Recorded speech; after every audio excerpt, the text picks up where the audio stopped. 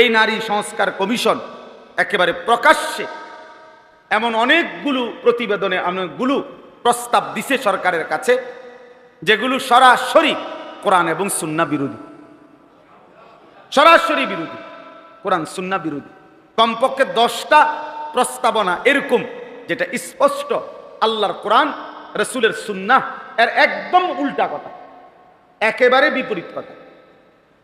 এর মধ্যে মনে করেন 1 নাম্বার, যে ইসলামী শরীয়তে নারী পুরুষের সম্পত্তি যে বন্টন, অর্থাৎ 2 জন মেয়ে আর 1 জন ভাই, এটা ইসলামী শরীয়তে কোরআনের সরাসরি বিধান। লিযাকারি মিসলু হাফজিল উনসায়াইন, অর্থাৎ 2 বোন 1 ভাই সম্পত্তিতে এভাবে বন্টন, নাকি এটা জানেননি আপনারা? এইটার অসংখ্য হিকমত, কারণ কোরআন সুন্নাহর মধ্যে আছে। কেন আল্লাহ তাআলা এইভাবে সিস্টেমটা করেছেন?